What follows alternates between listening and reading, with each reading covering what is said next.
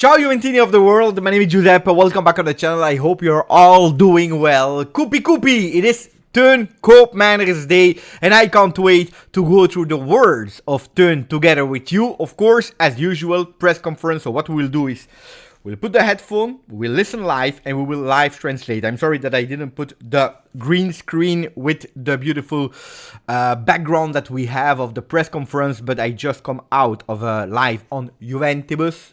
In Italian, where we spoke together today with Massimo Zampini about the actuality of Juve, going through all the papers, all the big titles, so I didn't have any time. Immediately, we jump here because there is something extremely important, the day of Teun Koopmeiners. You remember, we called him for an entire summer the AAA objective. He is here, and like he loves to say, finalmente, finally, he is here. So let me say hello to the chat, to the people that are also here, finally, on the chat. I know that it's a really strange hour, midweek. Some people are at school, some people are at work, some people are still sleeping. 1:30 p.m. Italian time for the press conference. Ciao to Koopie, or Sir Raz that wrote the first one in the chat. Xalino is really excited for this one.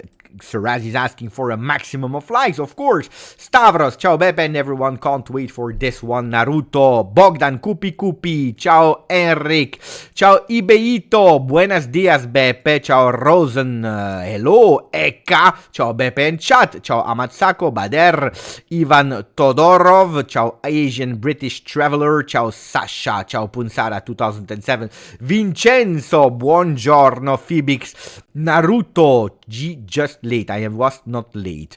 Anton, ciao grande, ciao Thomas Maklov that is already awake, ciao LJJ, Juve Fino is there, Lips, Ahmed, Pecci, Dr. Juve, ciao Doki, ciao tu Vasilakos, ciao grande, ciao a tutti, ciao Bader Nasser, perfect time for me. You see, Hannah Said is happy because we have the perfect time for him. Ciao Akrepi, ciao Katana, grandissimo Katana, always a pleasure to see you back on the channel, especially when it's live. Ciao Juve Chris, that is there as well with ciao. Okay guys, without any waiting, because the live press conference will start in 10 minutes, and I think that this year they are usually on time, Juventus Football Club. I ask you immediately, because we were right, and don't forget to listen carefully, because then I will tell you what is the thing that stood there with you, that stick with you after the first words of Koopmeiners as a Juventino. I want you to play a role, the role of the journalist. What is the question that you would ask to Teun Koopmeiners today? So if you have the opportunity to be there, what is the question that you would ask to Teun Koopmeiners. I already have my question that is a bit controversial, so I don't know if I would have the balls to ask them if I was there, but here, behind my screen, I can ask it. What is the question that you would ask? Oh my god, Ray! First time in the live, always working. Grande Beppe fino alla fine from Cuba, living in Spain. Ah, you see, Ray, first time that is with us in a live, and he's extremely happy for that. I'm happy as well. Oh, can you spell finalmente? If that's the question, I don't know if you will be asked to participate to a lot of press conferences, Sir Raz. What's the difference between Atalanta and Juventus? Beautiful question, Asian. Beautiful question. I don't know if you would answer that immediately. I think it's too soon. He played only 45 minutes with Juve. He trained for now, let's say, 9 days. Not even, because there were some off days without the entire team. Is it a bit too early? Maybe, because that's important. When we are doing press conferences, it's extremely important that you find the right words to not receive that standard answer. You know what I mean? The formatted answer. So that's really important that you have the right formula in the question. If you ask that, it will tell you, I think it will stay really open. Maybe changing the question towards, in these first days, what is the biggest difference that you have noticed between Atalanta and Juve? There he is obliged to answer. You know what I mean? What's your favorite pizza? Hey, you go with the group of Serraza. You go there on the right side in the back of the room, really close to the door, because the next mistake you are out. Ivan Todorov. I wonder why he has chosen Juventus instead of going to another big team. Beautiful, beautiful question. What surprised you the most about Juventus project? Beautiful. Yasko with the most beautiful question. I become a member of the channel. Grande Yasko. Thank you, my friend. I love that. That's the best one. Just friend. Grande. I would ask, when the first time that Giuntoli has contacted him directly? We want to know, of course. We want to know. He will not answer that one. Nah, because it's political. He can't answer that one. He will say probably, because I love the question, of course I love, but I try to be Teun Koopmeiners from what I know, how they prepare these press conferences. He will probably say, oh, he contacted me in the month of July when it was official. I heard a bit of voices of an interest a bit earlier, but I heard the first time Giuntoli probably will say July. Why did you insist only for Juve? Beautiful question. Beautiful question. I love that one. You receive one seat more up front, Emiliano. Question for Teun. Which player do you feel that you can cooperate the best? Ooh, yeah, go with Emiliano. I love that. Even if the danger of that question, if a really great question, I love the question. I would ask that question as well if it's a beautiful one. But I think he will say, I started training a few days, so I don't know every player yet really, really well. I think that I'm there at disposal of the players to adapt. Can be a question that goes towards a non-answer, but the question is nice. What are your goals with Juve? Well, I will say trying to implement myself, to bring something to the team, to try to win something. Yeah. Have you ever been in a Turkish prison? Okay, go there with the other ones. Do you watch GJustjuve videos? Oh, I would love that. But guys, the problem is that I don't think that Romeo Agresti, Giovanni Albanese, Gianni Balzarini, and all... Fabiano Della Valle, they all have their own YouTube channel. So I think if they ask that question, which they will never, but if they ask that question, they will probably promote their own YouTube channel instead of the one of GJustjuve. But Sasha, if you would dare, I would put you on the first row and you will be the first one to ask a question. I would ask him what he thinks of Godfather movie.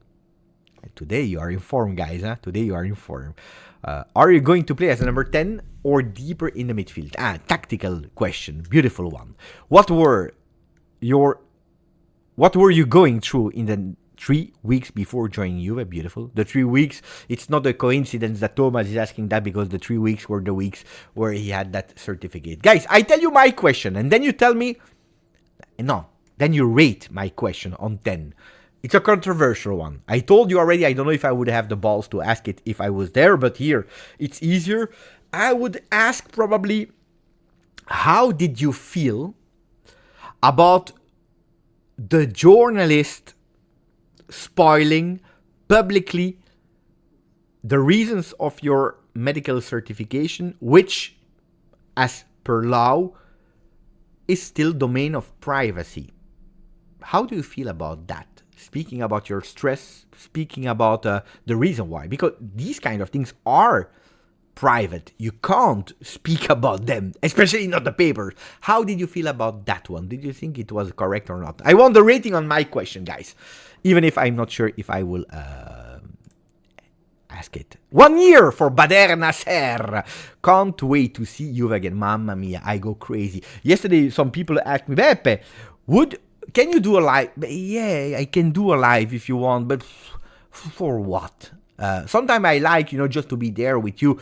But if there is nothing to say, guys, I don't want to spend your, I think you have better things to do than to listen to me in a really tired mode like this, speaking about nothing. But today we have a lot of arguments, so maybe after the press conference of Koopmeiners we can even go through some actuality. I decided not to do any video because it would have been stupid. A video at 12 p.m, 1:30, we are live. I think that we agree that it was better to go live, no? I think so.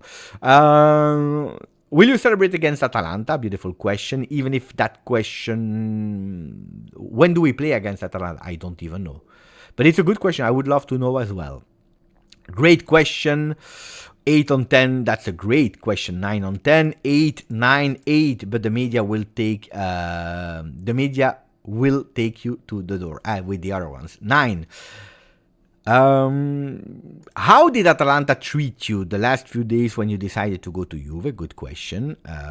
Better late than never. Late. But ciao Beppe and all the event. Oh, you're on time. We missed 2 minutes. By the way, I will already put my earphones, because then they start and we know that they don't stop. Wait. I have so many things here. I go totally crazy. They should arrive in 1 minute. And I told you, Juventus is quite on time lately with the interviews. Let me check if I hear or not. He speaks Italian, which is great, because otherwise, I don't like when there is the live translator, because sometimes they translate, yes, but it's not the same intonation. It's not the right exact words that he used. They're doing a fantastic job. But I prefer to listen myself to the real words. If he speaks Dutch, I can understand it. If he speaks English as well. If he speaks Italian as well. So I love that. They will start soon. Really soon. Wolf, I have a serious lack. I have a serious lack in your live videos, and now I am watching your old stream. Lol. But I know, guys. But guys, doing a live just to do a live, sometimes I'm saying to myself, I don't know. Where are you watching it? It's super easy, guys. You go on Juventus.com. You make an account. It's free, but you make an account and then you can watch it in Italian. That's why I'm doing, and I hope you enjoy it, the live simultaneous translation. Ciao Andrea, ciao Jacek, ciao Chikov. We play Atalanta on the 5th of January. Oh, it's long, huh? But probably the first time that we... No, not even. It's not true, Chris. We are playing it a few days before, because we don't play immediately that game of Serie A. It will be postponed. We start first with Juventus Atalanta in Supercoppa in Saudi Arabia. So we already play for a trophy. It will be the semi-final. Juve Atalanta, while Inter is playing against Milan. Aman will be disappointed because I didn't put the green screen, but I told you I just come out of another live and I said, you know what, let's try to win a bit of time instead of going crazy with the green screen. Hopefully Aman will forgive me that one. Did you see Thomas Porter? Yeah, but it's already 4 years and a half that I see it. Attenzione, because we are starting. He's there. With Gabriella, that I love, God said. Guys, I really love Gabriella. Gabriella is fantastic. Oh, she said the name really right. Teun Koopmeiners. She said it fantastic. I will write her later to say congratulations. Okay, we start with the questions. Good afternoon, Teun. Welcome. Andrea Colella from Juventus.com. What are your feelings after these first 2 weeks at Juventus? And how important were these days to really start to understand the request of the coach? He speaks in Italian. Good morning to everyone. Oh, I want to say that I will do the press conference in English because I want to find the right words.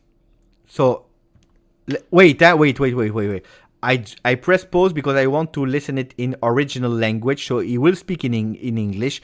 And I think it's extremely nice for him to do that. Because I told you, it's just what I told you. I prefer to listen in the right language so that I can really tell you what they are saying.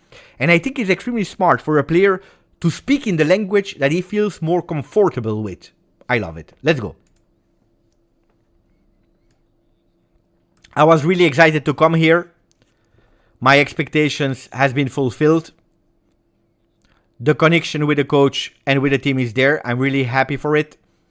It was also nice to have a couple of more days, weeks, without playing with the national team to prepare for the next games, to become fit conditionally, but also to know the team a bit better, to train with them. And it feels really good, really happy, really excited to start a new adventure. And I can't wait to play the games. Guys, it's really strange because it's the first time for me. I am not translating the words of the one that is speaking.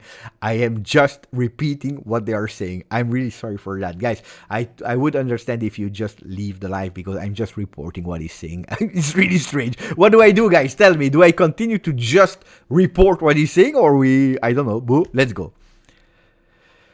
Good afternoon from Giovanni Albanese.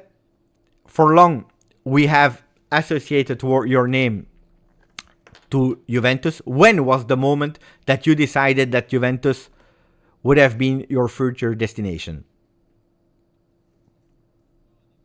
I need to say that since when you were a kid, you always watch the big teams. Juventus was for sure one of them. Basically, when you watched the Italian competition, I was always watching Juventus. And when I arrived in Italy a few years ago, they always done really good in the competition. They won the most league titles. So it's always a club that you are looking up to and you follow. And of course, I have played with my former team Atalanta here in the stadium. And you feel the aura of the club. So for a long time, I was thinking about Juventus. I would love to play there one time. And of course, when the interest came, there was no doubt for me that there was only one team that I wanted to play for, and that was Juventus. Mamma mia, Teun Koopmeiners! He make me fall in love. Attenzione, Teun Koopmeiners is making me fall in love. I will write his words and I will put them in the back of the wall. Mamma mia.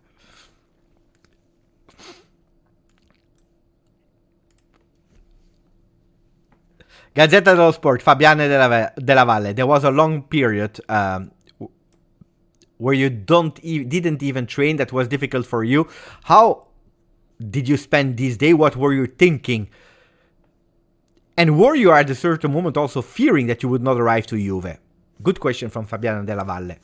Yeah, it took some time. What I'm really happy is that I'm here now. Of course, the football world is sometimes difficult world. And also a world where not everything is guaranteed. So for a football player, it's always sometimes waiting. Sometimes you think there are things that you don't know. You don't know what will happen. But I was always convinced that the deal would happen. There was good contact between my agent and the club, with Atalanta to speak about it. So yeah, of course, there are moments where there are ups and downs. But I was always confident, and eventually, I was really happy that eventually in the last week it happened. So super excited to focus on the next years, and the next weeks, and the next games.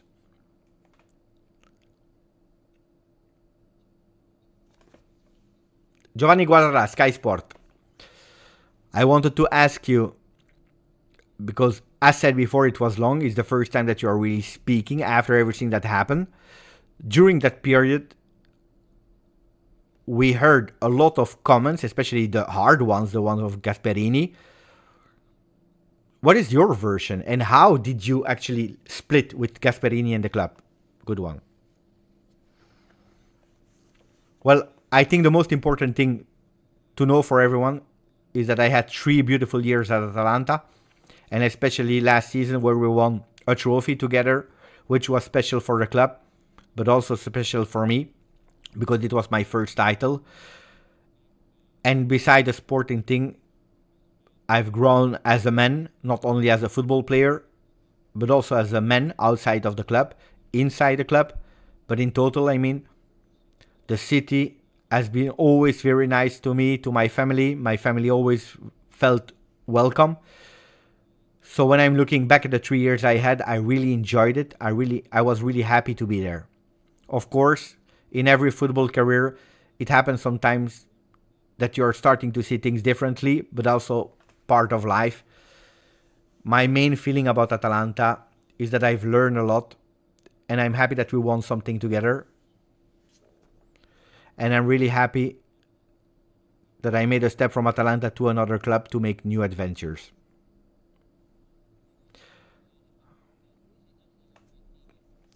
Did you give yourself objective, also numerical, so numbers objective in terms of goals, appearance, etc., etc.?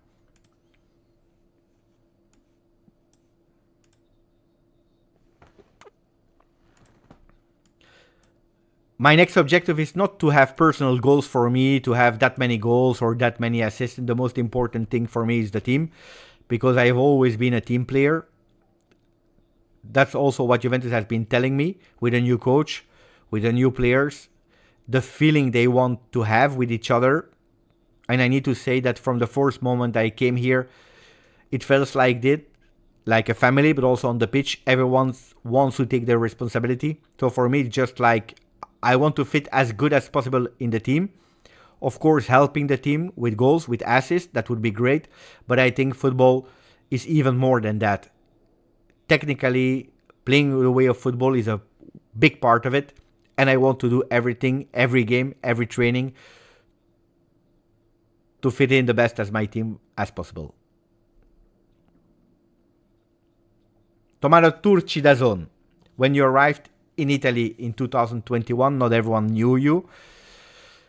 But you were already an important player, because you already had leadership, you were captain at AZ, you were 21, you already had some goals, some experience, some international experience. And from a good midfielder, you became a great midfielder in our Serie A. Where did you think that you grew the most in these 3 years? And what do you still need to continue to work to even become bigger, if there is one thing that you need to choose? Well, it's quite funny because the people that knows me from Holland, they know that I played as a central defender a couple of times.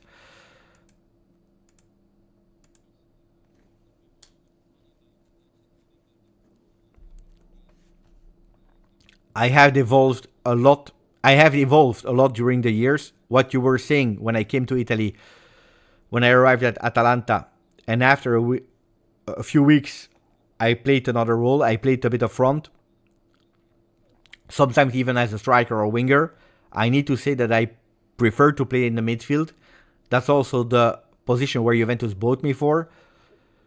But it has been a really learning experience for me to play in more positions, because when you're playing more in defense, you see the field in a different perspective. When you play more up front, you feel what are the strikers are expecting from you that you're playing in the midfield. So it made me actually more complete player that I am today. And I'm really thankful to actually have that feeling in all the different roles. To play in the defense, to play in the attack, to combine everything to become a strong midfielder, a better midfielder. And this is what I hope to bring to Juventus.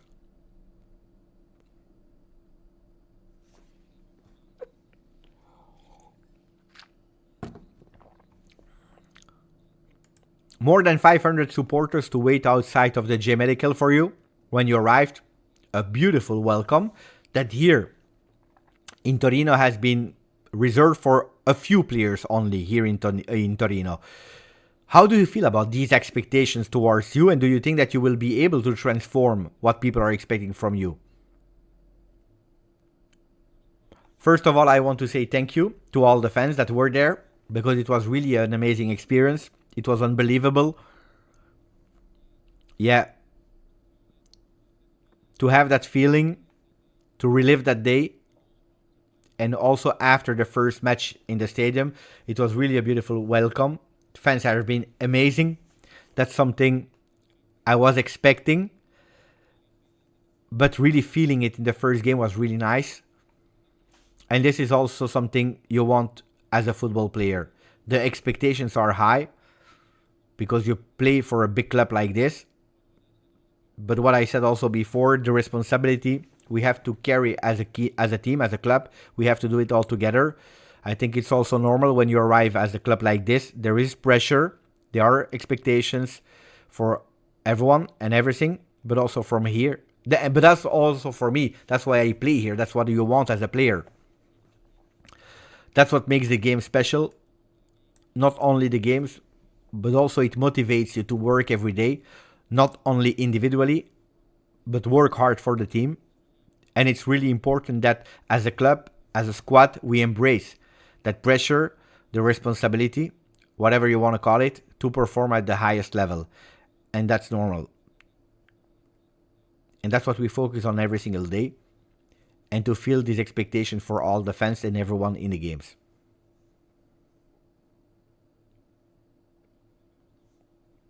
Marco Bariden, Juventus News 24. Curiosity about the number. You went from the number 7 to the number 8. Why? So the number, one of my favorite questions. Yes, there is. First of all, I'm really thankful for the club that they could give me that number, because I know it's a special number, because big players wore it in the history of the club. Since the youth academy, I've always played with the number 8.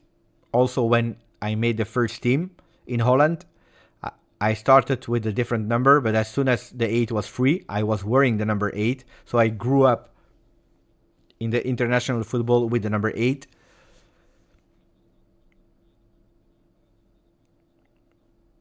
But at Atalanta, when I arrived, it was already taken. That's why I took the number 7. But as soon as I saw the number 8, I asked. It was a good opportunity to ask the number and to receive it.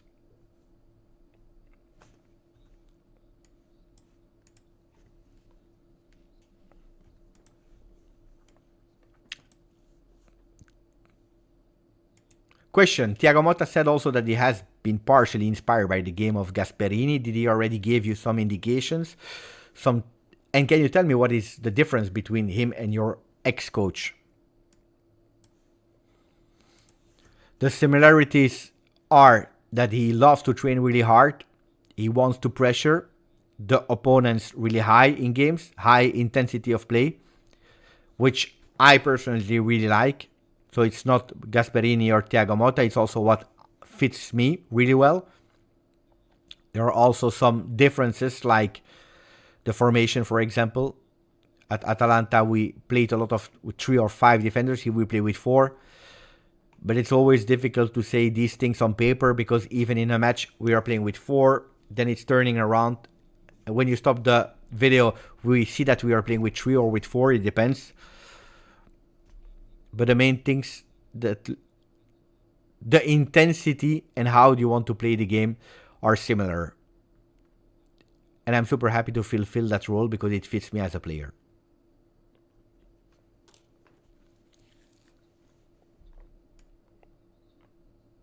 Nicola Balice from La Stampa. Coming back to Thiago Motta, I wanted to ask you, is there something in particular that you asked you, or a tip that he gave you from a also human point of view in that moment that has been quite intense for you? And if there are some teammates that caught your eyes in these weeks? A good one. Good question. You pronounce my name correctly. I've spoken with the coach.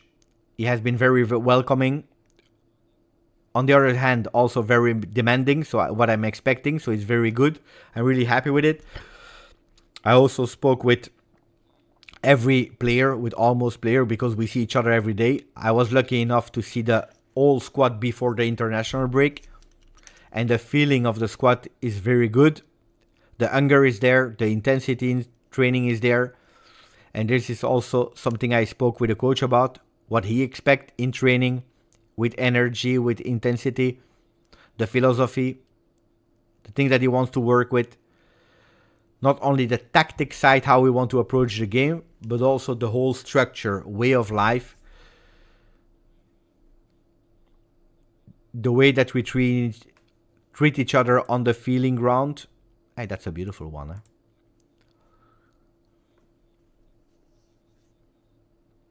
The way we treat each other on the training ground, in training, how we want to win with each other. And I have the feeling that all the faces from the squad are all going towards the same way. That's what I saw in the last weeks. And also with one game in Serie A. The energy and hunger is there. It's really nice group to be part of.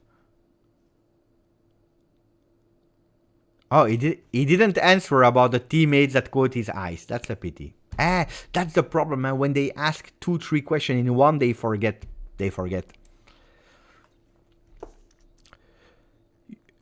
You told us that it was a bit similar if you played a bit more up front or a bit more behind. With the mister, what did you work on in the last few weeks? A bit more up or a bit more down? And then, looking forward, there is Empoli, but especially PSV of Champions League. Playing against a Dutch team for you would probably be special. I think that my role now is to play a bit more up front behind the strikers. That's also a position that I really like, that I played the most in the last 3 years. So, what I already said about playing in other position, even if I play a bit more behind the striker now, I've learned so many different things in the midfield that I can do an all-round role. Even what I said in game, you don't always play 90 minutes exactly behind the strikers. You always drop a bit. So sometimes you're a bit more in the defense, sometimes you're a bit more on the left, sometimes you're a bit on the right. So I can play in all these roles. But if you say on paper, I'm most of the time behind the strikers. And for Tuesday, it will be a really nice game. Because we play Champions League in our own stadium. That is always a special feeling. And for me, I know a lot of the guys that play as PSV. I've played with a lot of them. So I know a bit how they play, their tactics, the structure of the Dutch team. So I can help the team with that. But I think that we should look at ourselves, and we have the qualities to do a nice game.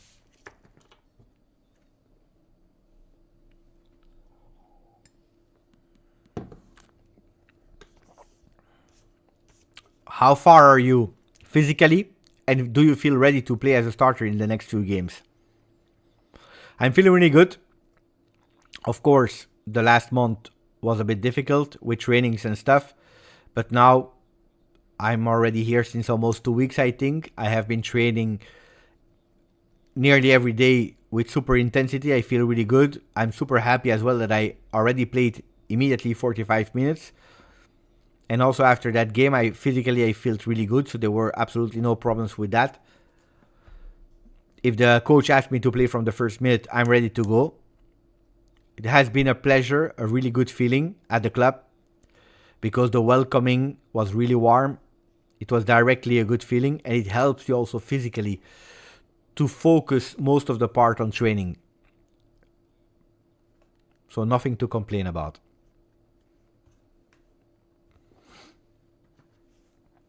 Alberto Zanello, La Presse.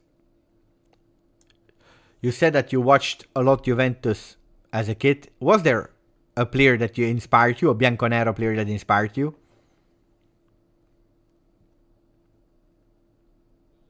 Well, I need to say that I have always been a fan of Zinedine Zidane. That has always been an amazing player. I think for everyone can speak the same about him. He also played in that beautiful jersey, but there were so many players that were fantastic in the history. I watched a lot of Andrea Pirlo.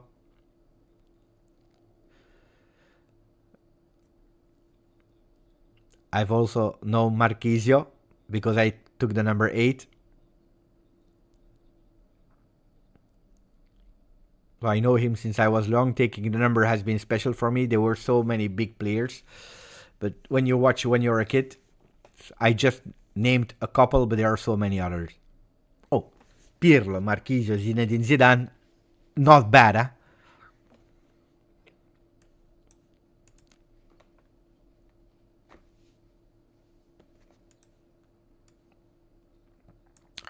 Did you already spoke about Juventus with De Ligt in national team, and did you already visit the Museum of Juve?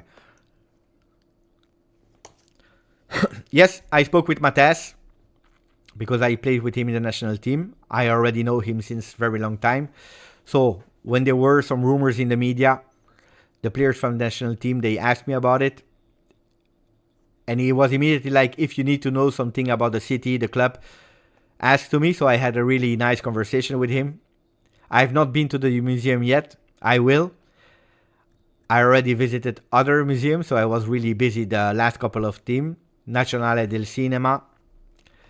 So I try to go everywhere. Egipzio is really beautiful, I heard.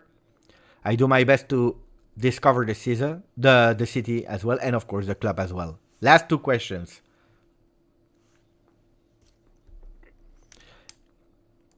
When you entered against Roma, you impressed a lot because you were already speaking a lot with your teammates. Do you already feel leader of this team on the field, but also in the locker room? Well, of course, I think as a player you always have to take your responsibilities to play as good as possible. Sorry. I've always wanted to be a leader in the team. Even without a captain armband or something, it's something natural to be a really good team player.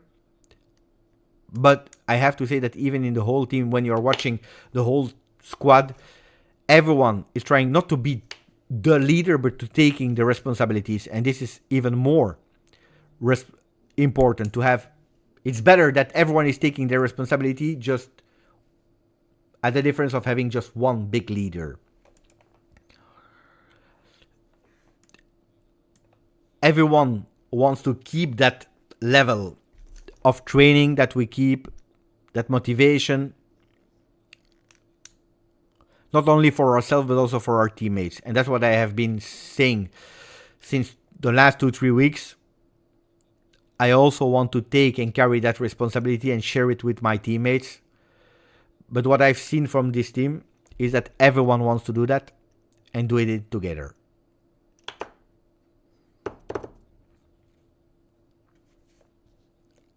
Last question. You are discovering Juve. Do you think it's already ready to win the Scudetto? Attenzione. Well, of course, Juventus is a club in history that has won the most titles. There is always something that you want to play for as a team. But I think that at the moment, it's really important that we just watch it step by step, game by game. What we already talked about, the arrival of the new coach, arrival of new players. So you need to take time to get the best out of each other, to learn each other the best. I think the most important thing for now is that we try to win every game step by step now. Now we play against Empoli and we want to win that one. And then we play against PSV and it's the PSV. And then it's Napoli. And that's how we need to approach every single week, game. And then when the points will come, eventually we get more wins, we get to the title. But at the moment, we need to take it step by step.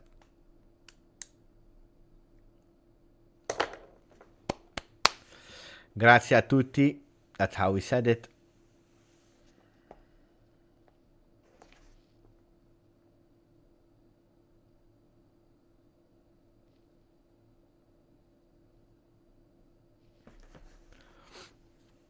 Koopmeiners with the number 8 with Cristiano Giuntoli. He's there, huh? He's there. He is there at the moment, Cristiano Giuntoli. With Teun Koopmeiners with a big, huge, big smile. Picture from the front, picture from the back. Handshake, hug. Grazie a tutti, buona giornata. Grazie, ciao. The last words of Teun Koopmeiners. 25 minutes of press conference. Guys, the first thing I always look when I'm doing the press conferences, how long are the press conferences? This is something, according to me, really important. Teun Koopmeiners has been presented today as a big player, as a super important player. Now, before going through, I just want to say, guys, that it's the first time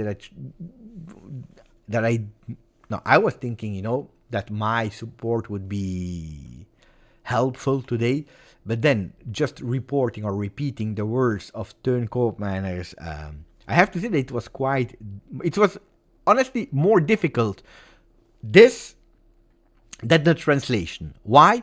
Because I was reporting the words nearly at, like one word of difference.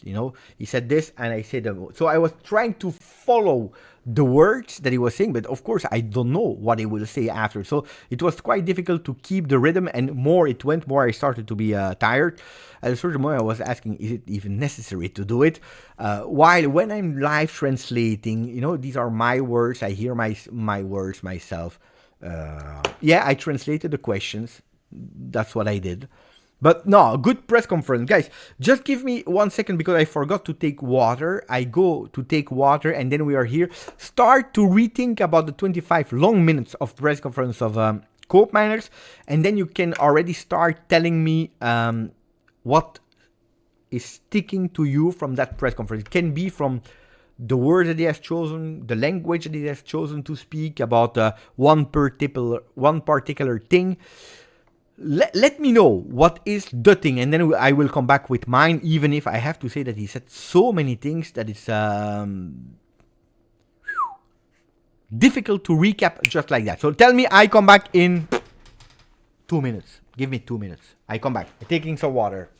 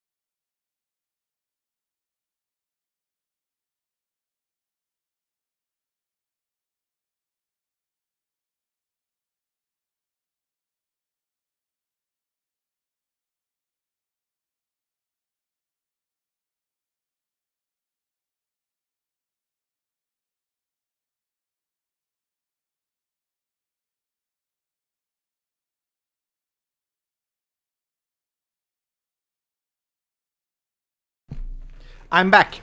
I'm back. Okay. Okay, guys.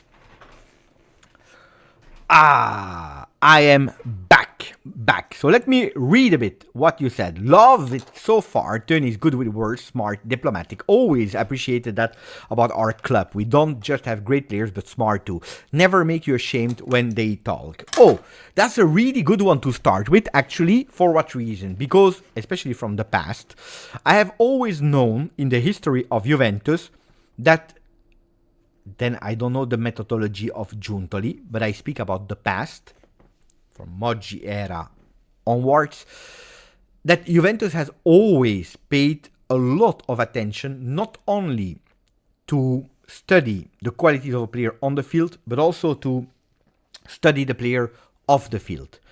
Trying to get to know the entourage, the family, the friends,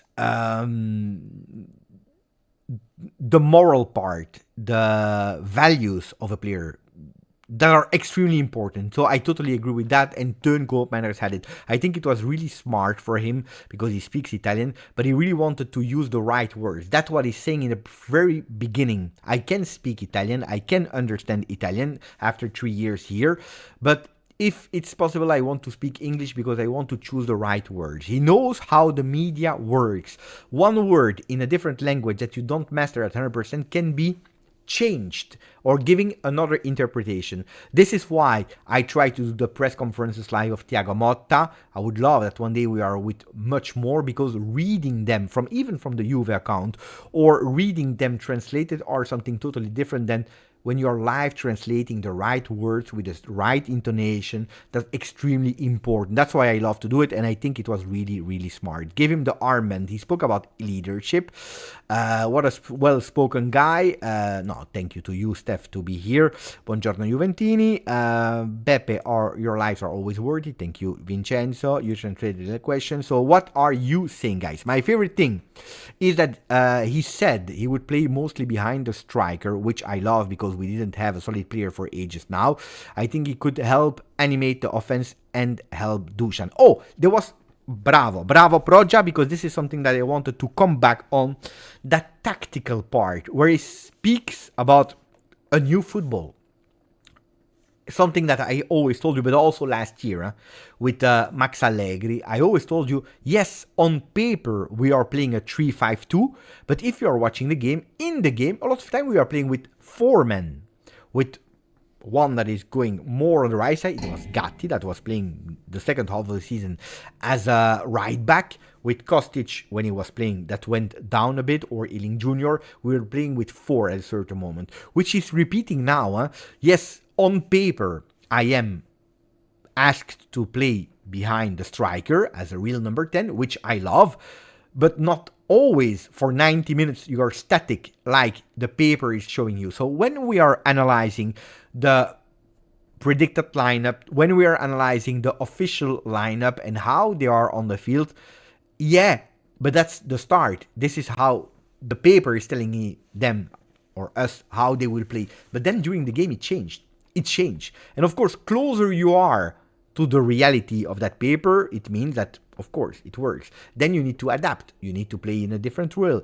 You have the possession phase, you have the non-possession phase, where different roles are helping. But he said, on paper, I am there. Then in some games, I will be a bit more. In some parts of the game, a bit more in front of the defense, a bit more on the right side, a bit more on the left. But the good thing is, because of my career, when I play even as a defender at AZ Alkmaar before joining Atalanta, and then at Atalanta where I play diverse roles, made me really complete about the different roles that I'm able to play. I can fulfill the request of all these different positions. I know what to do when I'm in front of the defense, because I played as a defender and I had that 180 degree of the field. When I play behind, I played as a striker, which means that I know what the strikers are expecting from a number 10. So I'm a complete player now, which I was probably not enough yet when I arrived in Italy 3 years ago. So yeah, that tactical part is super important. So pay attention how you are formulating it, because he will not play 90 minutes as a number 10, but depending on what the game is asking. Some games we will play a bit more lower, some games we will play a bit more higher. It depends. That was really an important thing that he said that I really appreciated, that I wanted to come back on together with you. You always need to adapt to the game. Exactly. Ciao Tarek, that he is ready to play from the first minute. That was my favorite part. Yeah, I had no doubt about it because we were already saying it. I'm expecting him to start against Empoli, like I'm also expecting Douglas Luiz to start against Empoli. Will they play 90 minutes? Hopefully not. Why am I saying hopefully not? Because we have a game against PSV, and if they go out of the game around the 60th minute, it means that we did really well that first hour, that, let's say, 2/3 of the game, and that you can give an opportunity maybe to a player like Adzic that can possibly be the surprise of Empoli. Not from the start, but maybe from the second half. Then with Thiago Motta, you never know. But I have some beautiful reports about how Adzic trained since 1 week. Can you see Koopmeiners captain in the next few years? Yeah. That's a question that I would love to ask to all the people that are here in the chat. Guys, can you answer the question of Thomas Maklouf? Can you see him as a starter? Or, sorry, no, I hope so, after everything that we paid. But can you also see him as a captain in the next few years? I tell you personally, yes. But the journalist said it at a certain moment. We saw him entering against Roma, already communicating, already saying here, there, does, this, that. But he said that I see at Juventus Football Club that you have a lot of players that are taking responsibility. And it's more important to have multiple players that want to have that same intensity, that same motivation, that same objective of the team, that are carrying that responsibility. More important than have just one leader with a captain band. But yeah, I could personally, yes. Sarazi saying yes too, but only if everything goes okay. Already this season, Karavac, too soon to say now. But I think it's too soon to give it now. Of course, it's too soon. But not too soon to give an opinion. I think that he has everything to be a captain of this Juventus. Of course, we need to wait. We need to wait and see. Because words are one thing, then you need to show acts and facts. Yes, he has that it factor. He said aura of Juventus, which is a trendy word at the moment. I heard a lot of times. Aura. When we were speaking about players, I loved that. I think it's the first time I hear it. Aura combined with a team. And that, I think, makes me the most happy. Because, you know it, according to me, football is a team game. I love football. I love Juventus over everyone. I think that Mercato, but also players, individuals, Koopmeiners, Del Piero, Boniperti, whoever, are tools to make my beautiful Juventus try to win, or at least to compete. That's the most important thing. But everything that we do in terms of singular things are for the common good of the team. So when you are saying Juventus has an aura, this is, I think, the most beautiful compliment that you can give to my team, more than an individual. Thuram is not ready yet. No, today is not ready yet. Yesterday, still part of the training session alone, but he could be there on the field. He could be there on the bench, against Empoli. Like Wea could be there. Guys, what else did you pay attention for? What else from that press conference made you really excited? What did you like about him? Let me know, guys. I know it was long, so probably there are things that we forgot about what he said. Maybe we can go on Twitter to go through the big topics, because then I will remember exactly what he said. Let me check. He started with the first few days have been great. I had so many expectations that I have been met. I am very happy to have started this new adventure. I have been following the Italian league since I was a child. When arriving in Italy, I saw... that was really beautiful as well, of course. That was really, really, really beautiful as well. When he said, when you arrive in Italy... You know that Juventus has the most titles. You know that it's the biggest team. You know that they were doing extremely well. So I was always looking a bit at them. Um, you know, how can I say? It's a bit strange what I will say, the comparison, but it's like you are with your wife and you love your wife. Why not? But there is that other girl there that you're always watching. And you're not cheating, huh? You're not cheating. You are really loyal to your wife. You love your wife. You give the best to your wife. You even make a baby with your wife, which is the Coppa UEFA, the Europa League from Atalanta. But as soon as the other wife or lady, she says, you give up everything. You give up the wife, you give up the house, you give up the car, you give up the baby, and you go to that other wife. Because, yes, it's true, you were not cheating. Yes, it's true, you were loyal. But in your mind, she never gone away. She never gone away. Oh, no, guys. Oh, I tell you the truth. Okay, this is a bit personal. When I met my wife of now, 17 years ago, to be honest, I was with someone else. And Geraldine was Juventus. Geraldine was my beautiful lady. So I was thinking about her, why I was with the other one. And when I stopped with the other one, I went for Geraldine all in. So she will be happy, I think. There is no other Juventus. Well, from the moment that you met your Juventus, it's over. What an answer, Beppe! What an answer! My wife that is working at the moment, so she's probably not watching the live at the moment. And she will probably also not watch it in replay. No! Oh, I said that Geraldine is my Juventus, guys. I dribbled better than Douglas Costa.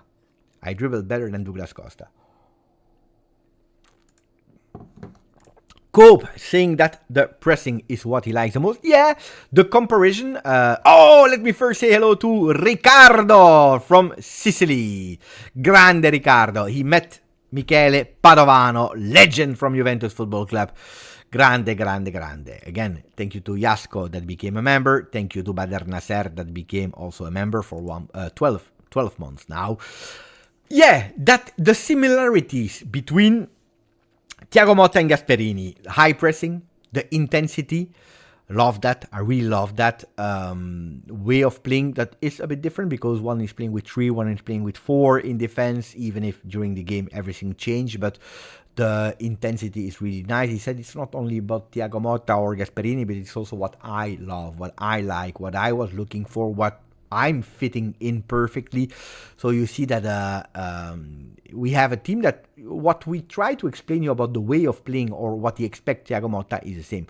The hard training session. And what I loved was even the details about what he said. When he said, when I arrived at Juve, not only we spoke tactically what he was expecting from me, where to stay on the field, what to do, but I asked question about how to live in the group. How to live Juventus day by day, which was important to me. What are you expecting from me to be? How do you expect me to behave during a training session? How do you want me to behave before the game? How do you want me to behave on the bench, in the locker room, etc., etc.? I think that this is one of the smartest thing I ever heard from a player in press conference. Probably there are a lot that already did that, but never they told us that they asked for it. And I think that's really important because you have always, like a training session, you have people that are not considering like the game. But it can be also the coach that is considering the training session like, okay, we want a good harmony. We want a bit of jokes. We want, like a relaxed atmosphere. There are some people that want that these training sessions are the most serious thing on earth. We don't want jokes. We don't want people to speak. And it starts already as when you are a kid, depending the coach that you have, even in amateur football, you have coaches that are extremely strict in pre-game, that are extremely strict in locker room, that are extremely strict on the training sessions. There are the ones that are much more open and free. So it depends when you're arriving that you are able to say, how do you expect me to behave? I think this is a really important one, I personally think. Koop just seemed comfortable in himself and speaks like a true professional. I agree with you with that. Beppe did Atalanta. Beppe did an Atalanta move. How? How did I do that? Very common situation with many couples. Sorry, I don't know. I can't answer. I love how respectful you talk about the former club. Yeah. He dribbled it immediately, not speaking bad about his ex-club, only beautiful words. This is also form of maturity. You know, I did a lot of, how do you say? Damn, I forgot the word. I did thousands and I forgot. When you are at the work and you do these job interviews, I did, I believe, thousands job interviews, but not me applying for a job, but me to hire people, you know, so people were there. I conducted thousands of them, and I always, you know, you always have at a certain moment the question about your past and how did it finish. And there were some people that were really speaking trash about their former employee. I think that at a certain moment you need to get over it. You need to keep the best to be able to move on. When you feel too much toxicity, too much negativity, you know that these people are still not out of that situation. Can be their mistake, can be the mistake of the job. Anyway, it's not good to start with people with so many negativity, because you know that the next one in line is you.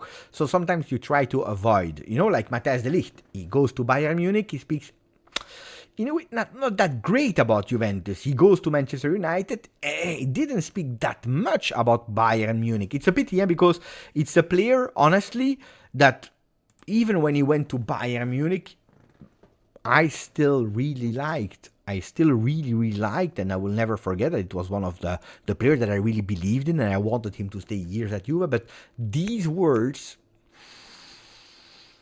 make you actually take distance for a player. And he's doing the same now, because Bayern, they were crying to keep him, the fans.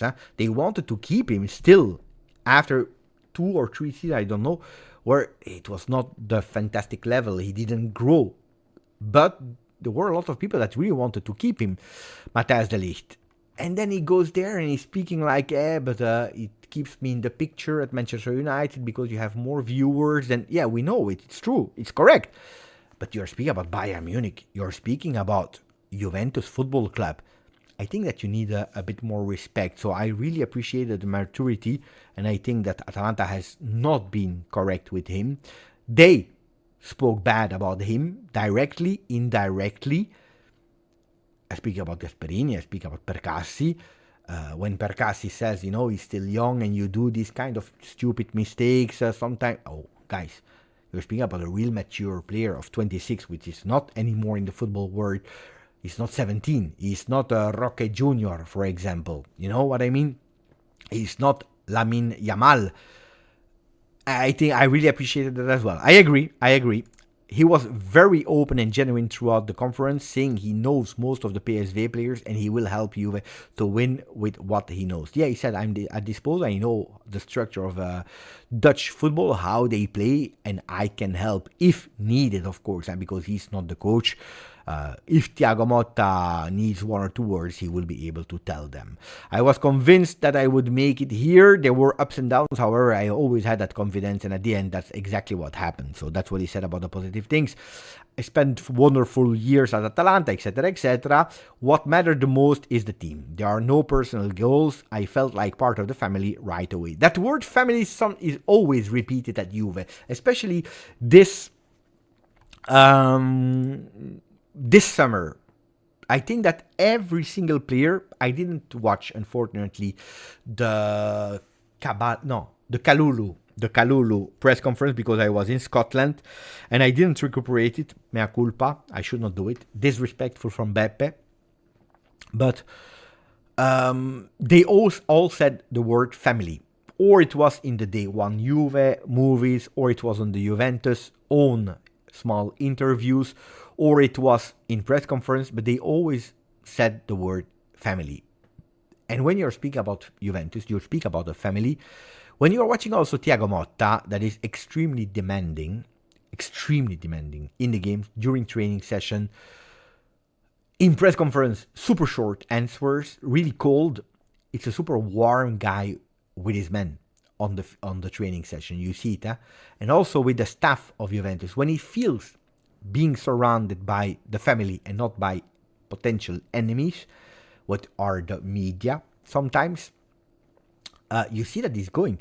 Did you see the buongiorno videos, the good morning videos, where the players are coming from the locker rooms to go to the training session, and there is always that question about who has the crazy haircut of the team, or what did you eat yesterday, or who do you think the Formula 1 will win, or the tennis, whatever. Well, Thiago Motta is always going towards the cameraman or camera women, whoever is filming, to say hello, or with a fist, or with a hand, or with a high five, which we also saw in the day one of Thiago Motta, when they were, when he also did his medicals. He went to my friend there that was filming. She was there with her phone, and he's going towards her to give the fist, which, shows a lot of humanity, a lot of family. Then a family member can be also extremely demanding, but you have an ability of Thiago Motta to switch. I know that now, before starting, I am that Thiago Motta. We start, I am that Thiago Motta. I am press conference, I am that Thiago Motta. That doesn't mean being someone else. Keeping who you are, but knowing how far and when you need to be open or closed. I really like that. I noticed this, and it's really, really beautiful. Oh, does Teun have the potential to become a Ballon d'Or nominee? Do any other Juventus player make the list potentially? I think, and it's not because, honestly, it's not because he is now a Juve player. Probably it helps a bit, but I don't want to take it as I'm biased. I think that Teun Koopmeiners should have been in the 30 Ballon d'Or nominees already this season. Because if you put there Lookman for his fantastic hat-trick in the final, I think that Lookman probably deserved to be there, but then also a Koopmeiners and a Ederson. Ederson is not a Juve player. So I think that these three should already have been there this season. They did qualification in Champions League. They won the Europa League, beating an invincible team in 24-25, and how they did it. So I really think that he deserved already to be there. If he will deserve to be in that, him or other players of Juve, in the next ones, I'm not saying 24-25 only, but 25, 26, 26, 27, it will depend on the results of Juve. Because one thing is being there with Atalanta, Koopman, well, only Lookman now, but potentially him, Ederson and Koopmeiners, because you won a European trophy and you did a good, solid season. One thing is being at Juventus, where you hopefully will never play Europa League or Conference League, so playing only at high level the Champions League. So it means that you will need to do really, really nice.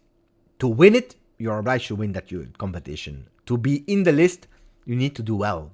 First of all, qualifying to the next round of Champions League and potentially going to a far quarter-finals, semi-finals. So it will depend a lot of the result of Juve, what he will be able to bring there. And by consequence, not only him, but also other players like, I think, Yildiz. Vlahovic, it will only depend on him, guys. Will he be able to step up? Especially from a behavior point of view and mental point of view, because then the qualities are there. The first player he said was Zinedine Zidane. He also said something a bit controversial there, because he said, I always loved and watched Zidane. Mamma mia. If he can do 50% of what Zidane did, mamma mia, grande. But then he also said, Andrea Pirlo, which you will be a bit more familiar with because he's Italian. I think it was absolutely not his intention to say something controversial, but I think his mind here is going towards, you Italian journalist, you rate Italian players more than foreign players in Italy.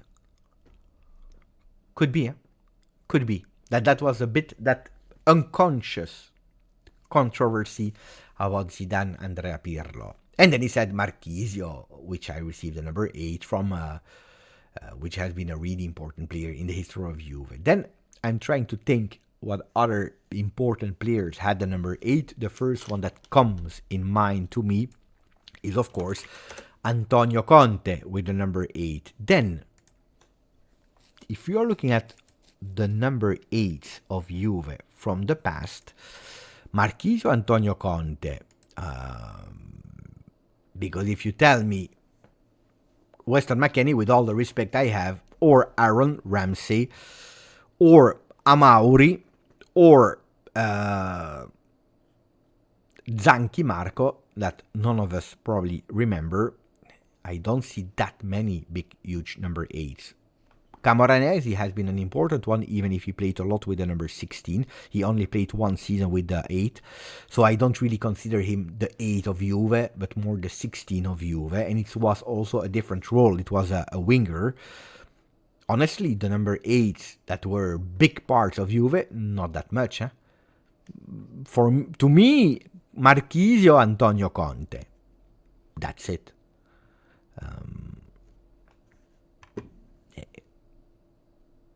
The number 8 has never been that legendary at Juve. Of course, Marchisio and Antonio Conte. But I mean, it's not, if you take the number 10 at Juve, Del Piero, Baggio, Tevez, Dybala, etc., etc., etc. You have so many number 10s. I forget some, but there are a lot of number 10s. If I go with number 11, Pavel Nedved, and even the number 11 at Juve has never, of course, Ravanelli, Padovano, that Riccardo met a few days ago, or yesterday maybe. But even there, Pogba, I have to say that Pogba, according to me, better as a number 6 than with the number 10. Because he played, I believe, one season officially with that number 10. And it was a season where he was a bit dropping. And then if you put, and you know how much I love Pogba, so don't let me speak bad about Paul Pogba, please. The Pogba 2.0 I don't count. The Pogba 1.0, he played 3 seasons with the number 6. It was wow. He played one season with the number 10. It's putting that 1 plus 0 plus 5 like Amu is saying. Hey, he didn't even want that number 10. Let's be honest. So I'm not even blaming Pogba on that one. I blame Juve to give the number 10, but also to Dybala. Even Dybala didn't want that number 10. He wanted to give that number 21. By the way, I think that the two most important numbers of Juve are 10 and 21, because if you go to 21, you have Zinedine Zidane, Lilian Thuram, Andrea Pirlo, Paolo Dybala, even Gonzalo Higuain were the 21 for one season. Here we speak about a huge number. So 21, 10 are by far the most important ones. 11 comes right out, because 11 is more the number of Nedved and a bit the number of Ravanelli, because, from the moment that the numbers were officially, it's not that he stayed that long. Only one season officially with the number 11 with Juve. Quadrado as a number 11 for 2 seasons or Kostic, I don't know, guys. The number one, Buffon, Zoff, Peruzzi. These are important numbers as well. If you go towards the number 7, that 7 has been a beautiful number at Juve, but it's not the same number 7 as what people think about it. If you go with number 7 has been Angelo Di Vivio, Gianluca Pessotto, Salihamidzic, Simone Pepe, Simone Zaza if you want, a bit Quadrado. That number 7 has always been a synonym of not the star of the team, but the anonymous hard worker, the workhorse. That the one that doesn't want to be or is not in the picture, but that is working hard, that is essential to your team. of course, you have a Cristiano Ronaldo that is arriving, and that number 7 is receiving a total different dimension at Juve. But the number 7, traditionally, it was more a workhorse number. Anyway. Beppe, did Koop comment the new nickname of how... No, he didn't. Franco! Ciao! Da Bruxelles. Anch'io, eh? Same here, Franco. Also from Brussels. St. Peter's Leeuw. That's where I am now at the moment. What else did he say? He said about the fans. The fans. Thank you to the fans. The atmosphere at the stadium, chanting was super important. Number 8, I agree with Sir Raz when he said, bad question because he already answered that question. Yeah, it was an unnecessary question, and it's always nice to hear it again for people that missed it. But the number 8 was his favorite number since he was a kid that he played with, that number 8.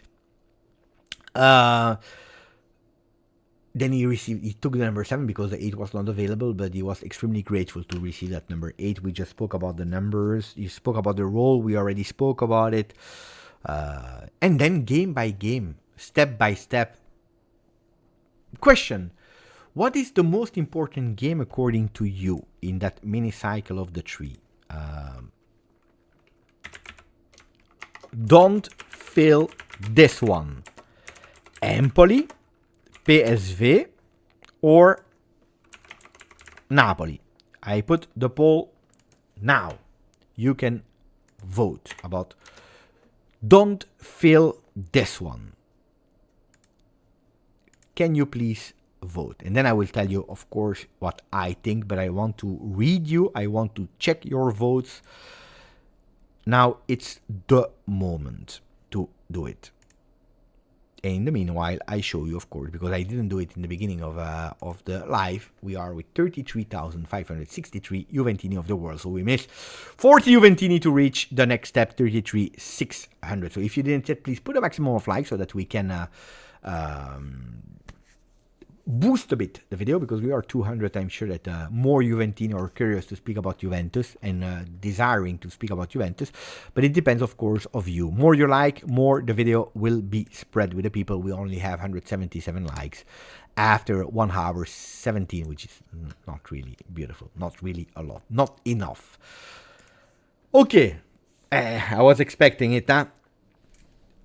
19% Empoli at the moment, 53 PSV, 28% Napoli.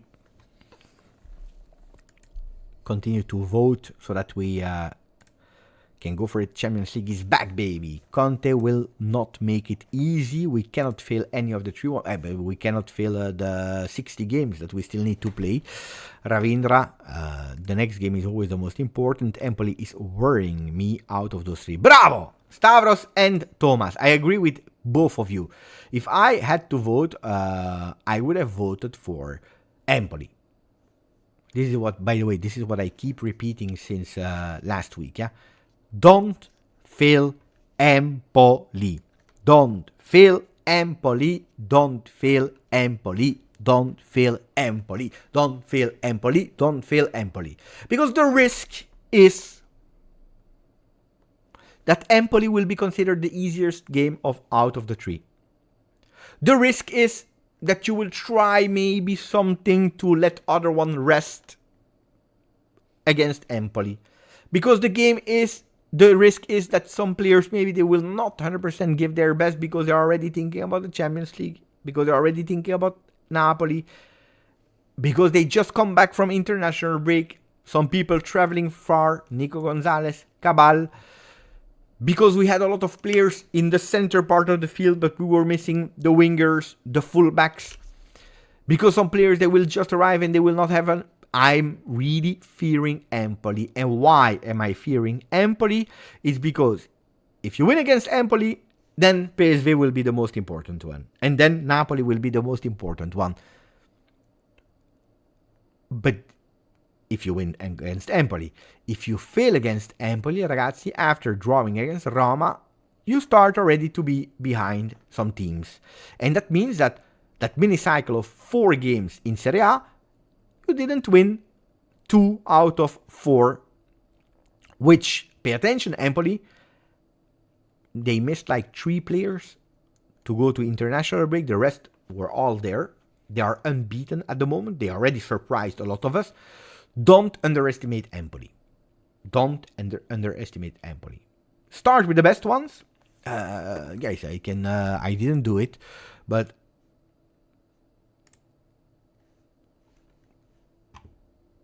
attenzione.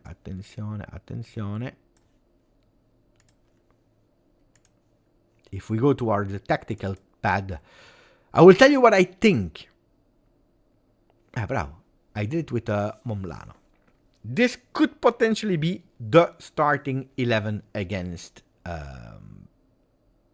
Empoli to start the game. Then Adzic, we can speak about Adzic in a second, but that can potentially be.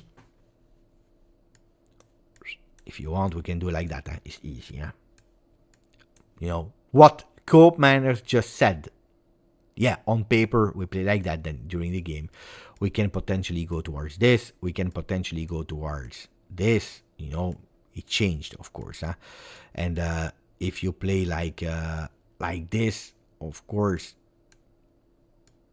these ones are going even higher on the field. You know, but that can be potentially the lineup. Then we say, what did you do? What did you do? Oh, actually, it's Momblano. What did he do?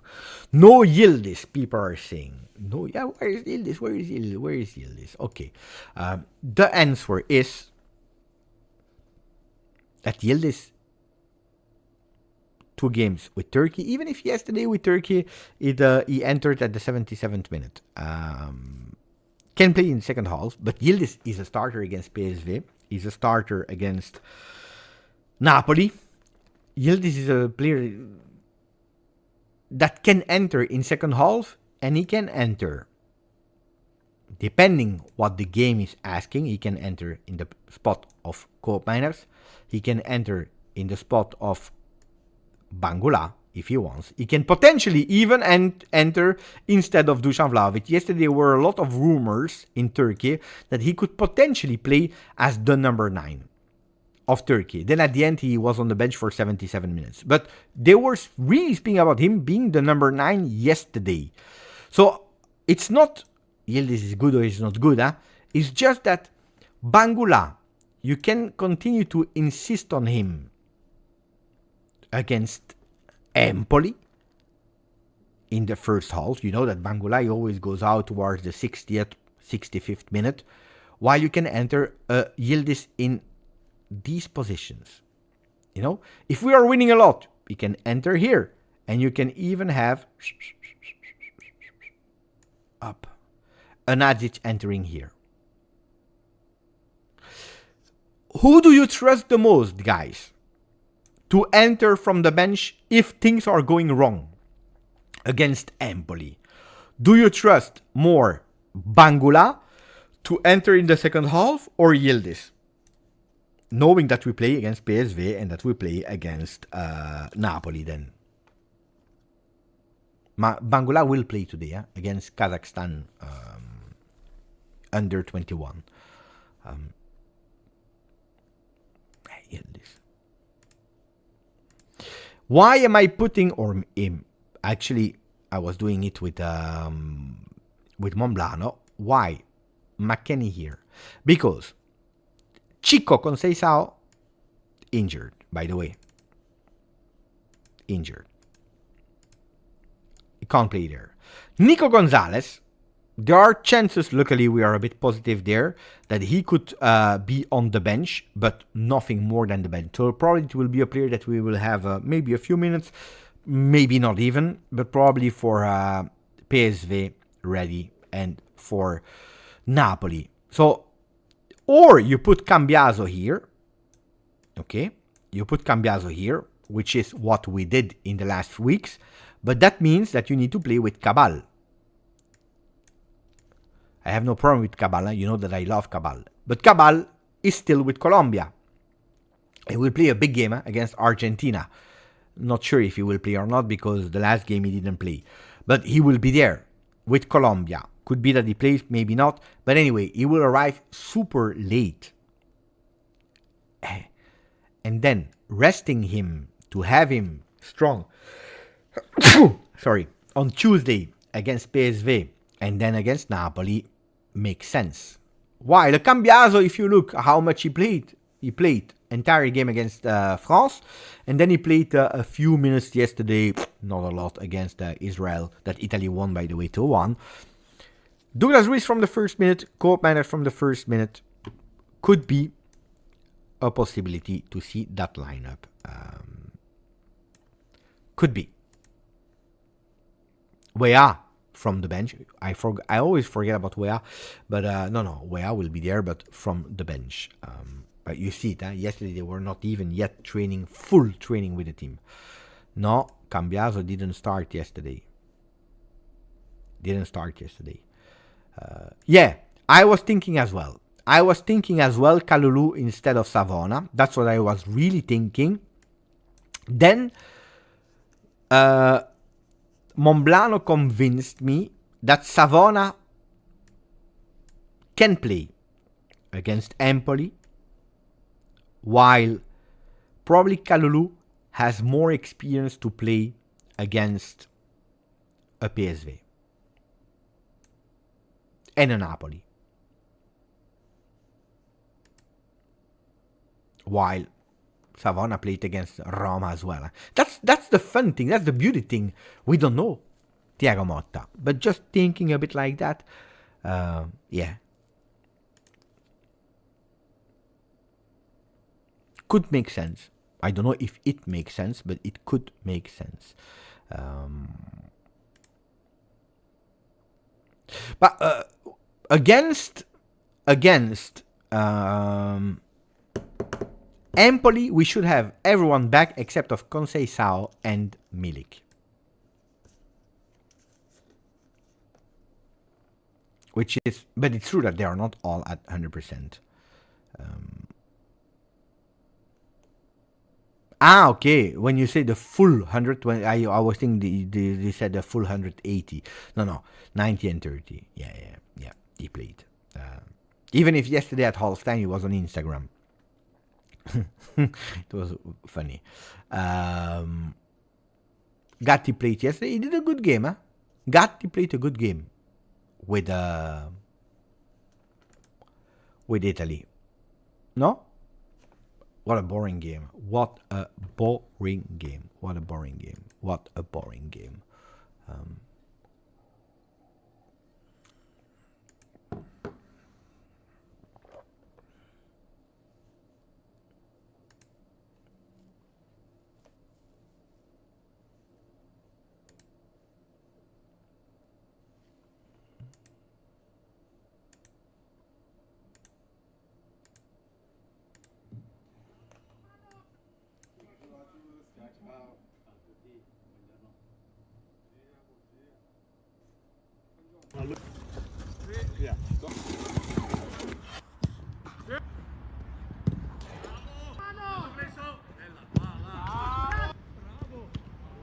I was watching the training session.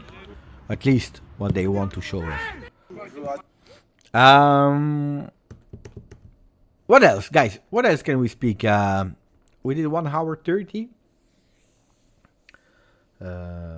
Guys. Okay, this is not the first time that I say this here on the channel. I don't take care about politics, religion. If you want that question to be answered, it's not here where you will have the answer. We don't speak about it. Because I'm not taking any decision about it. I have no say about it. And I'm not well informed enough about that. If you want to speak about football, you can give me the most difficult question about football. I will give you my opinion. I will give you my thought that it's not always right or wrong. But politics, religion, you know that this channel has an intro since more than 4 years now. That is Ciao Juventini of the world. And here on the channel, I love all the Juventini, that they are women, that they are men, that they are kids, that they are a bit older like me, that they are speaking English, Italian, French, that they believe in this or they believe in this or whatever. I appreciate all the Juventini of the world. And no, because if we start speaking like that, no. So if you want to speak about that, go on other sites and speak with it, not here. Thank you for that. Beppe, anything new with Pogba? I know that a lot of people they start to make videos about it. I already said it and repeated it many times. I don't want to speak too much about it now until we have official news. Because it makes no sense. Because we can start speaking, making scenario A, B, C, D, and at the end they will say, no, the sanction stays, 4 years of ban, and basta. What I can tell you is, again, I repeat you where we are. In September, there will be a final judgment. Lausanne, Switzerland, a final judgment where they will say, or you keep your ban for 4 years, which means that at that moment, Juventus can stop the contract of Pogba. That at the moment you can't do because you don't have all the cards in your hand to do it. Anyone. Or they can say, you can go back to play football. And in that case, Juventus will need to decide what to do with Paul Pogba. Or they keep him, or they stop the contract anyway, or I don't know. But this, I can tell you that at Juventus Football Club, they are reacting a bit like me. At the moment, it's a problem that, of course, they have like 1, 2, 3, 4, 5 scenarios a bit ready. But at the moment, when they hear the word, the name Paul Pogba, at the moment, it's more like, wait, let's focus on what we have now. And then we will tackle the situation Paul Pogba at Juventus. More than that, there is a... Then some people are saying he will come back, and it's always the same. He will come back like they promised you that he would be there again, that he will win his court, the decision, he would overrule it. I hope, honestly, I tell you my opinion. I really hope that he can overrule it. Not for Juventus that much, because we build a team now without Paul Pogba, but for him, because I don't wish the worst to people. I wish that they find peace, that they are able to prove. If he's innocent, I really hope that he can prove it and that he can overrule it. Then for Juve, it will be the second step. First, I think about the person. At the moment, officially, he is a player of Juve that is suspended. Not by Juve, but by the football instances. At the moment. Tomorrow, it's another thing. Yeah, guys, the Telegram group. I am not 24/7 in the Telegram comments, okay? So I can't follow up on everything. When you see things like that, you let me know, and then we ban the people from Telegram group. I don't know what is the need to speak about such really delicate topics where we are speaking about football. We are speaking about football. You know it, what I always said. There are good people everywhere. There are bad people everywhere. Then sometimes there are a bit more bad people. Sometimes there are a bit more good people. But this is what I think about humanity. Humanity is crazy. So let's speak about football, which is the reason why I opened a football channel. You give us a beautiful paper. Oh, it's beautiful. It's really, really, really beautiful. That wallpaper. Who wants that wallpaper? Mamma mia, what a wallpaper.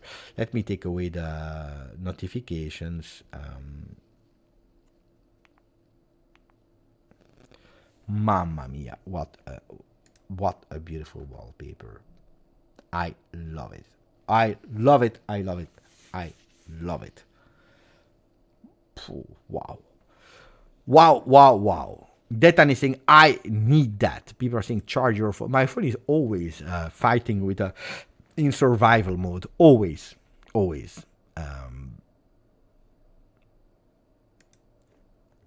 Beppe, let's play a scenario. If he comes back, but I told you that it makes no sense to speak a scenario, because we don't know. But Paul Pogba in top form is good, huh? Paul Pogba in top form is always good. Yeah, so according to me, you know, my opinion is not changing about on that one. Paul Pogba.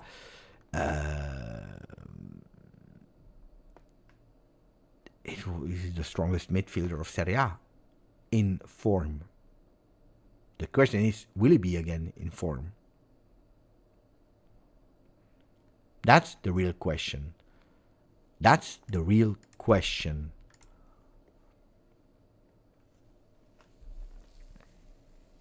No?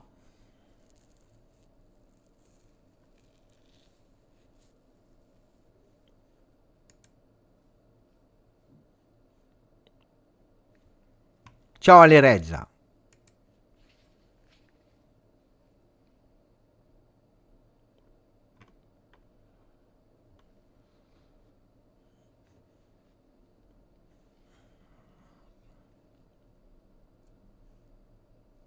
Can Collinet fix Pogba? I don't know, guys. If you see that Thuram, Miretti, Conceição, Adzic already had some small muscular problems. I don't know, guys. I don't know. I don't speak about Gonzalez because it was a knock. And Milik because he was already injured.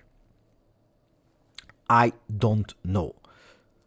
Guys, I think that we covered the press conference of Koopmeiners. I really enjoyed it. I really liked it. Seriously. And then probably, hopefully we can come back with a video this afternoon. Maybe with a small recap of the highlights of what he said. And maybe there come some topics. It's not over for Arthur out of Juve. Arthur, at the moment, is still not training with the team, guys. He has been inserted in that Champions League list, but is still not in the group. There are a few days. Mexico is open for transfers. Greece, Turkey.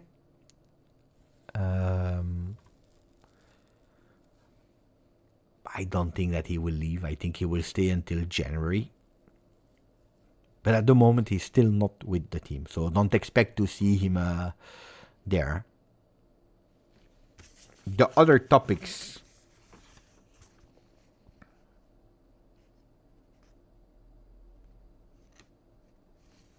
I said about Adzic. Adzic. Today, in Corriere dello Sport. You had that here in small.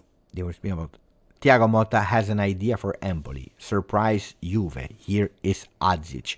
You know how much I appreciate Adzic, how great I'm speaking about Adzic. He could potentially play, not from the start, but he could potentially play against Empoli and surprise a lot of us. And then we start with the Adzic mania. Which I can't wait for.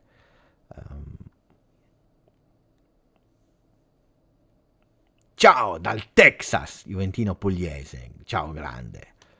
Loco 27. Beppe, we will have some matches when our CBS won't press, but our center backs. I thought CBS in television. But our number 6 will be, and I'm afraid about our build-up play.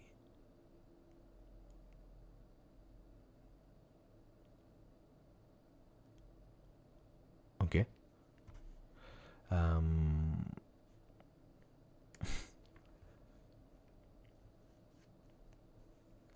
No. I mean, it's a player that can play as a number 10, that can play a bit behind in the midfield. Eventually can even play a bit more on the left. On the right side, no. He's not a right winger. Forget about it. That's not his role. That is not his role. No. So if you expect Adzic to be the replacement, temporary replacement of Conceição, Gonzalez, no. That's not the kind of player he is. So don't expect Bangula on the right wing. No, different players. Okay?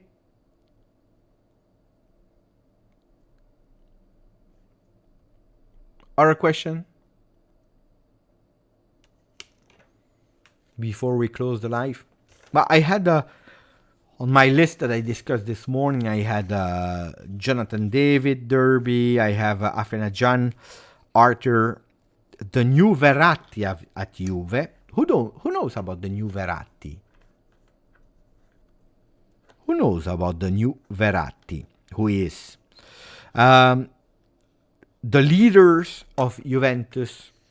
I have the new leaders of Juve, or at least what Gazzetta is telling us.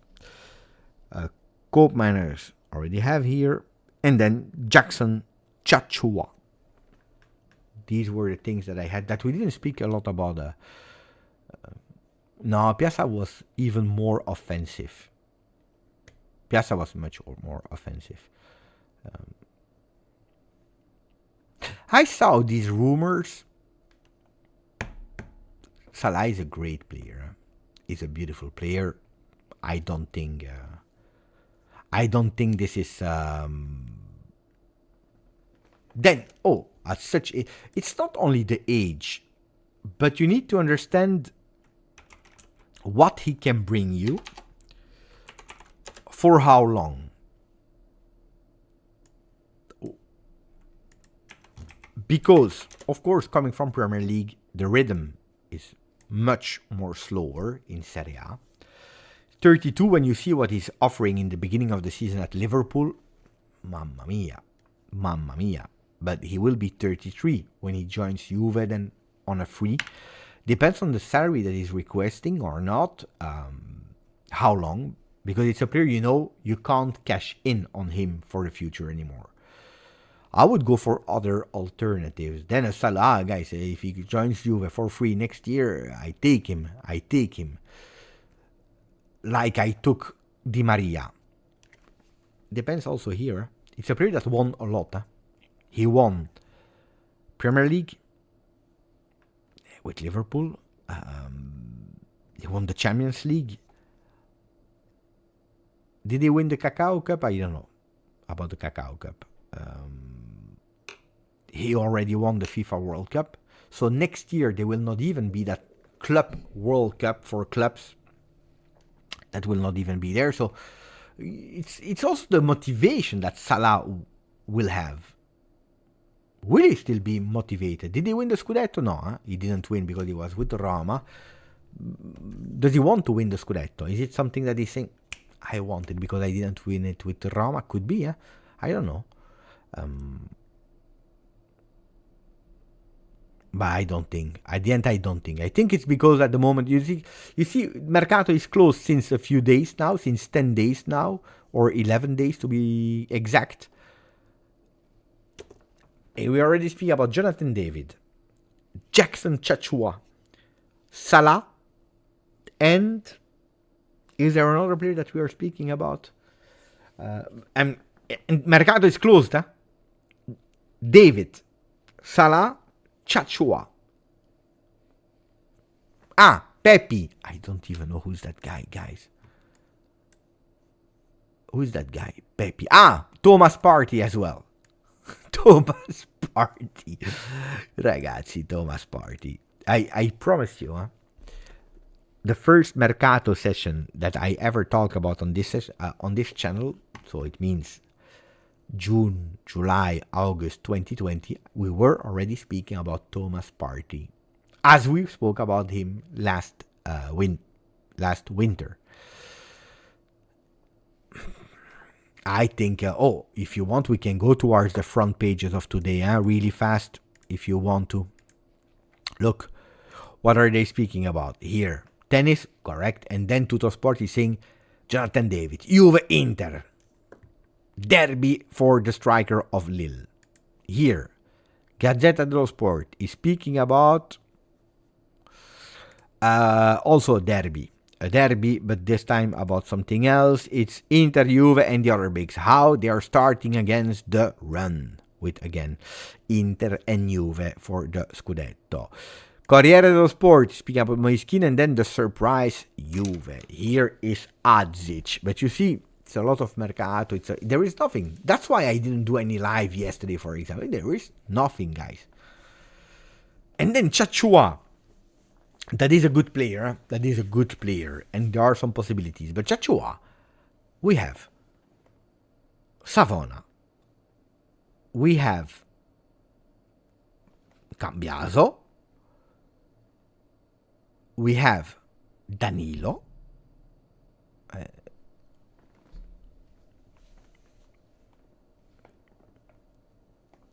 No? Kalulu. We have Kalulu. We have a lot of players there. We have really a lot of players there on the right side. Let's see. No, but I have no problem with Chachua. Like Cabal, really great season there. But wait a bit.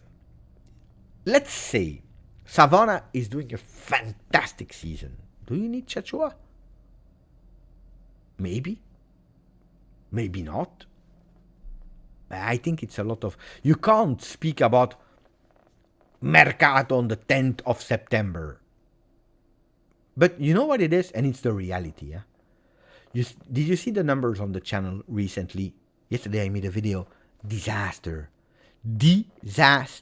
video. Shame. The effort is the same. Huh? It's more, it's even more difficult. Because you make a video where actually there are not a lot of topics. So I don't want to speak just like smoke and hey, bah, bah, bah. No. I try to give you nice news, good news, or I mean nice. It's not always nice, the news that I'm telling you, but at least qualitative news. That's the right word. Qualitative news. But to find them, it's much more difficult than during the year when we are continuing to play. And you see that people, they say, we don't care. We don't watch. We go from 8,000 persons that were watching the videos to 2,005, 3,000. And I totally understand it. But if it happens here on the channel, it happens also to the channel of Romeo Agresti, to the channel of Colpo Gobbo, to all the football channels. And it's also happening on the papers. So what are the papers doing? The papers or channels that want a bit more viewers, they are pumping with Pogba. Is there a new chance? Danilo out of the project. Calma. Or Jonathan Davis, the new phenomenon for free. Good one. This is what some channels are doing to attract you. I prefer to say we don't do a live because there is nothing to say than just to do it. Today there is a press conference of Koopmeiners. We do a press conference of Koopmeiners. Guys, seriously, basta, calma. No, but it's not. I understand that you see the numbers that are peaking, but it's just to keep the numbers the same. If people, the consumer, the people that are consuming the news, they would be loyal to every single moment of their favorite club, that it's international, big or not, probably you would have less of these big mega titles. Here we are speaking about YouTube channel, whatever, but the papers, it's a business. It goes about money. And they need to do better. Than last year and then the year before, because they have forecast, so they need to invent themselves something. Is it the case to speak about Jonathan David today? Honestly, no, it's not the case to speak about Jonathan David today. What you can speak about is about Felix Afena-Can, because he's a player that was signed in the last day of Mercato to Juventus Football Club. Next gen. But he's already a player that has 40 appearances in Serie A with Roma and with Cremonese. You see? Is it the case to start your big page with Afena-Can on the front page to say, on Tuttosport for example, saying, can he be the support for Thiago Motta? You can also write an article about Montero that said, fantastic goal. I hope that Motta leaves him a bit to me, that I can use him a bit because he already know that Motta is thinking about him already, that he's already watching him. But will you sell the same pages if you put Afena Jan than if you put Jonathan David? No. No. But that's a reality, yeah? Mamma mia. Oh! Wait. No, because I was there. It annoys me a lot. But, I know. If you start with Afena Jan, like... And then, you always then have the other side, the reverse of the medal. If you put an Afena Jan or another player like that on the front page, first, you will attract less. Secondly, you will probably also start having the people that will criticize you because one game and now it's already the new phenomenon. Give him time. So it's difficult. It's not easy. It's really not easy to find the right balance between what is really clickbait, what is not clickbait, what can you do, how far can you push or not. It's difficult. It's really difficult. But Afenajan is really good. Then, you didn't answer me or nobody guessed it. Earlier I asked you, who is the new Verratti from Juventus? Okay, let's ask it again. Let's see. First, if you read the papers, because I didn't speak about it yet, if you saw the information, who is called the new Verratti of Juventus? Write it in the chat, then I will tell you who it is.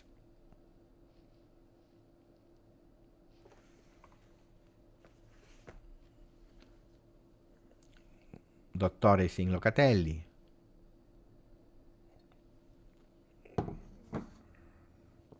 Matteos thinks that I will give him quiz bonuses. Cambiaso, Arthur.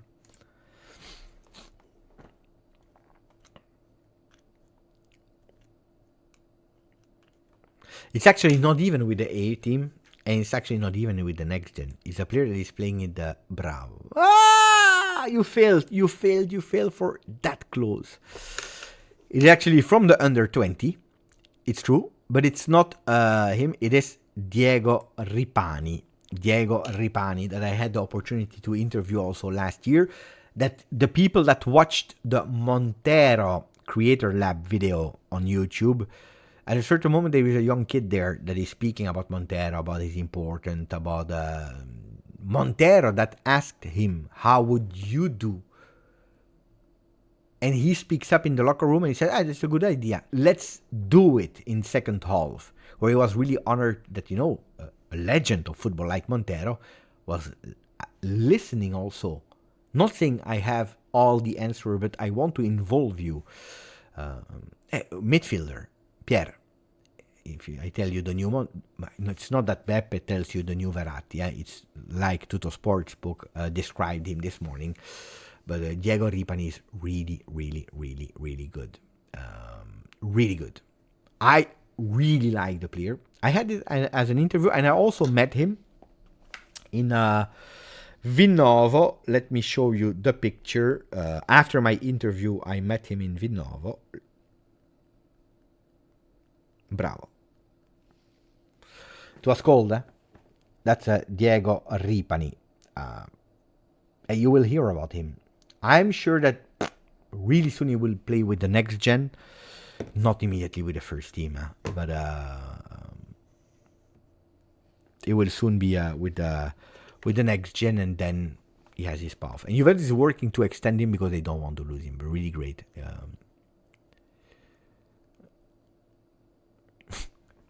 Bravo, Matteos. Matteos is saying, and now he will leave Juve thanks to Beppe. If you know, you know. Hey, no. Oh, no. The curse is gone. The curse is gone because the curse is gone because I also have, of course, a picture with some players that are still at Juve. Let me check if I can find it fast.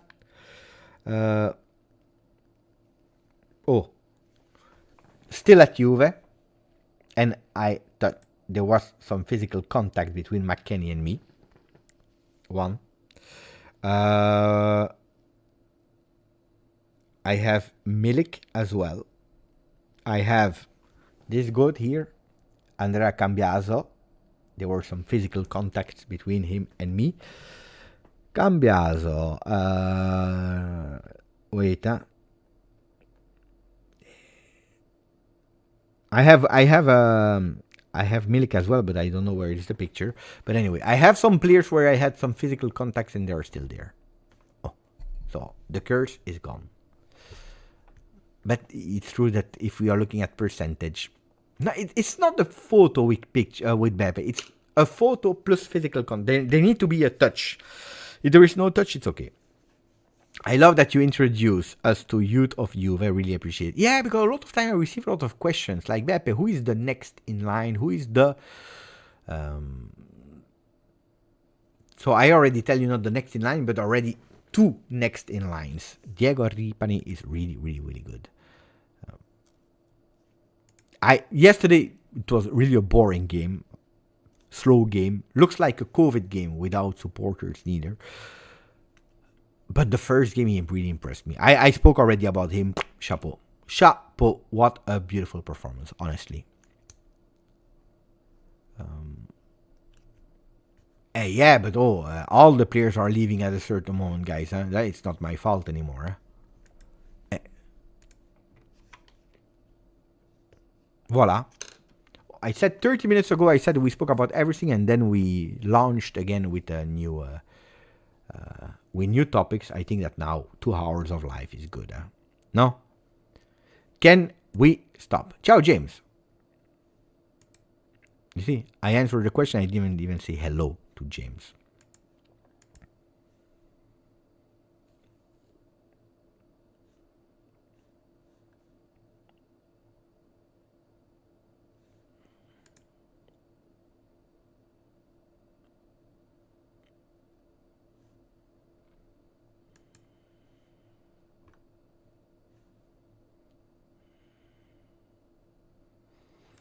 Yeah, I made an interview with Rui as well.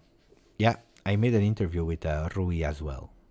But did you know that at the moment, Rui has a bigger value than Bangula? Rui has a value on transfer market of 400,000, Bangula 250. I think that soon that will change. Huh? Soon it will change. By the way, Bangula is playing at 4 p.m. Savona is playing at 6:30 p.m. I will try to watch the games.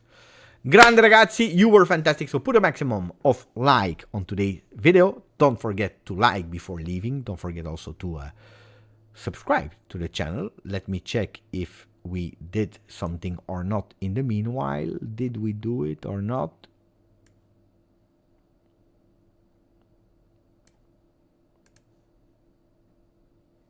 Bravo.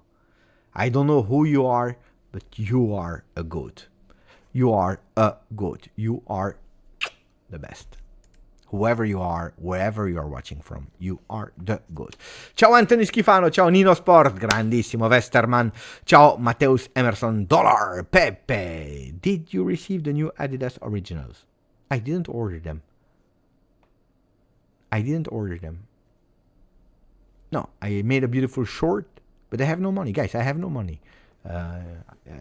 You see a poor version of Beppe in front of you. And this is what it is, guys. In the past, I had a lot of money. I had a fantastic job that was time-consuming, but that was paying a lot. And I gave up, you know, that I gave up everything to focus on YouTube, so I have no money anymore. Yeah, bravo. Abba is saying, Beppe, the socks. The socks are fantastic. Yeah, I got them immediately. And the socks is something that I can allow myself. Then the entire collection of Adidas, not yet. Maybe one day, if I will be rich, I will be having all that. But at the moment, c'est comme ça. So let's work. And hopefully that international break will be gone and we can speak about football with a lot of more Juventini. Ciao, forza, Juve. Ciao a tutti.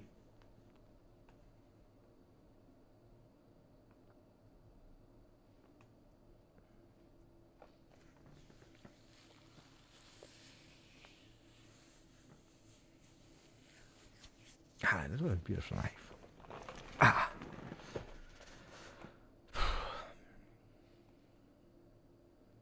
It's not over.